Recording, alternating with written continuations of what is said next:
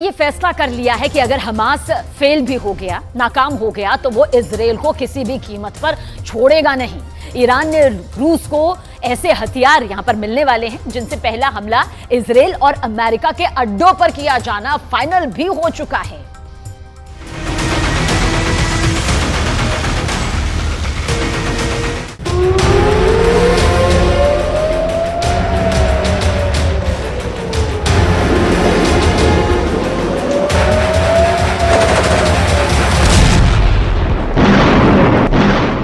पश्चिम Asia जल रहा है और अब इस आग में नए शोले भड़काने का साजो सामान तैयार हो चुका है।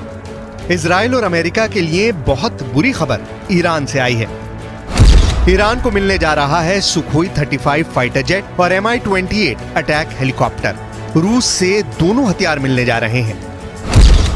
इसके अलावा रूस से ईरान को याक 130 ट्रेनर जेट भी मिलेगा, जिससे ईरान के फाइटर पायलट्स की ट्रेनिंग और बेहतर हो जाएगी। सवाल है कि ये ताकत मिलने के बाद अब इजराइल से कैसे टकराएगा ईरान।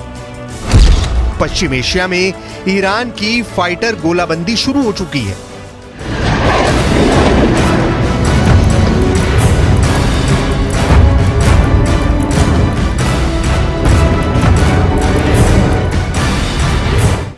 जब इजराइल और हमास के बीच युद्ध खत्म नहीं हुआ है और नेतन्याहू कह चुके हैं कि हमास के एक एक कमांडर को चुनकर मारेंगे, तब इस युद्ध का लंबा खिंचने की पूरी गारंटी है।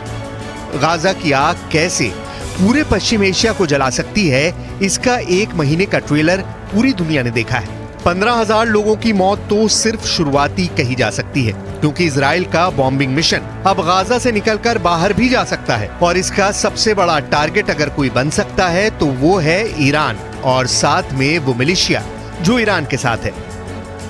इसीलिए सुखोई 35 और Mi-28 अटैक हेलीकॉप्टर को लेकर रूस और ईरान की डील पर पूरी दुनिया में चर्चा हो रही है। सवाल है कि सुखोई 35 जैसे लॉन्ग रेंज फाइटर के टारगेट पर कौन सा देश होगा? क्या इस फाइटर जेट के टारगेट पर खाड़ी में अमेरिका के अड्डे होंगे या फिर ईरान अब इजराइल पर हमले के लिए तैयार हो रहा है?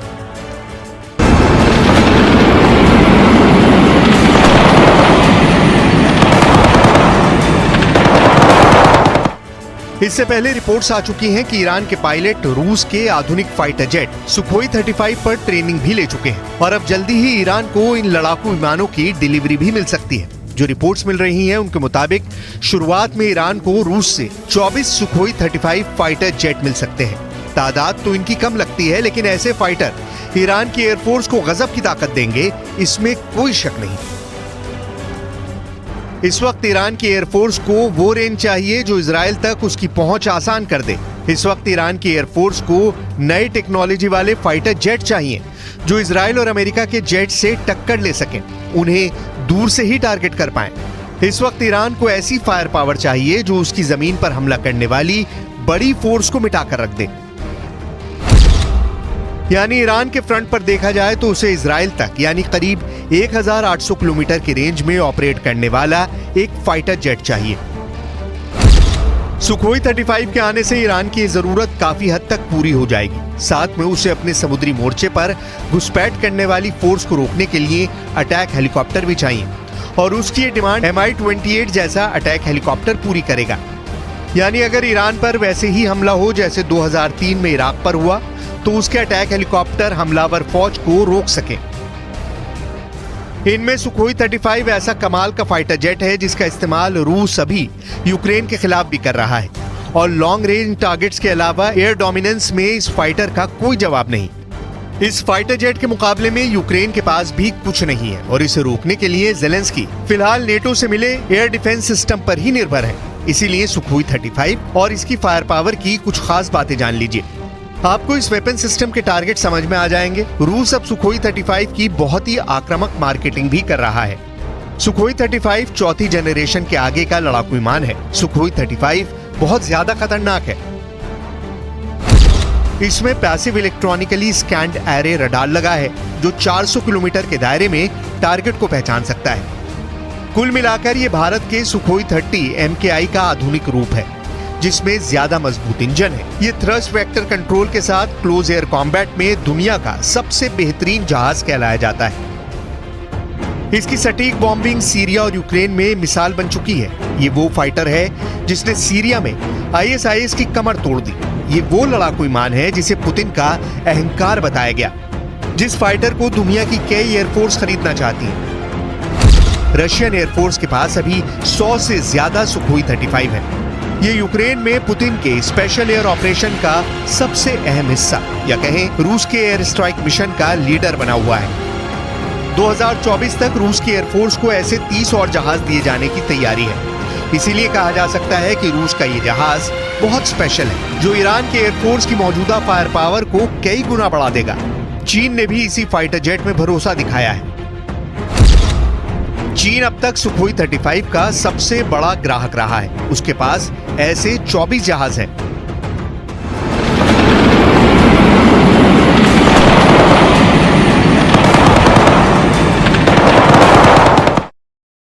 ईरान और रूस की इस डील पर इजराइल की बहुत पैनी नजर है। इजराइल के पास ईरान से कई गुना बेहतर फाइटर जेट है। उसके पास F-35 स्टेल्थ फाइटर भी है। उसके पास F-16 और F-15 जैसे लड़ाकू विमान भी है। लेकिन इसके सामने सुखोई 35 आया तो बराबरी की टक्कर दे सकता है, इसमें कोई शक नहीं है। फिलहाल पूरा खेल गाजा को बचाने का है और नेतन्याहू नहीं चाहेंगे कि उनका एंटी हमास मिशन किसी भी तरह से कमजोर पड़े, चाहे इसमें कितना भी वक्त क्यों न लग जाए। अगर इजराइल के एंटी हमास ऑपरेशन में कोई देश रुकावट बन सकता है तो वो है ईरान। और ईरान के मजबूत होने का मतलब है कि इजराइल की अपने दुश्मनों पर पकड़ कमजोर पड़ जाएगी। ईरान के पास सुखोई 35 आएगा तो जाहिर है कि ईरान ज्यादा ताकतवर बनेगा। और इसकी बड़ी वजह रूस ही है, क्योंकि आज वो ईरान को अपना सबसे खतरनाक फाइटर जेट देने को तैयार है।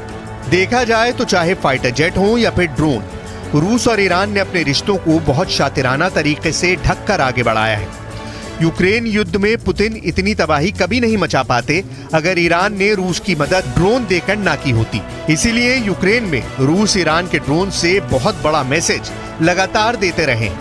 इससे साफ जाहिर है कि रूस और ईरान के बीच रिश्ते बहुत ही सीक्रेट रहे हैं। यही वजह है कि ईरान और रूस के बीच संबंधों से अमेरिका और इजराइल दोनों बौखलाए हुए हैं। एक तरफ से अब पुतिन ने युद्ध वाला कंट्रोल ईरान में शिफ्ट कर दिया है। अब ईरान और सऊदी अरब के समझौते या कहें कि तनाव कम होने से दो देशों को सबसे बड़ा नुकसान होने वाला है। इनमें से जाहिर है कि एक अमेरिका है और दूसरा इजराइल है। इजराइल को उम्मीद रही है कि ईरान को एक साझा दुश्मन साबित करके वो सऊदी अरब की तरफ दोस्ती का हाथ बढ़ा सकता है। लेकिन अब ईरान और सऊदी अरब का समझौता इजराइल के ख्वाब पर पानी फेर सकता है, क्योंकि सऊदी अरब नहीं चाहेगा कि ईरान से उसके सुधरे हुए संबंध इजराइल की वजह से फिर खटाई में पड़े। ईरान की एयरफोर्स जिस तरह से मजबूत हुई है उससे सऊदी अरब को कोई दिक्कत नहीं, लेकिन अब इजराइल में ईरान वाली खतरे की घंटी बजने लगी है।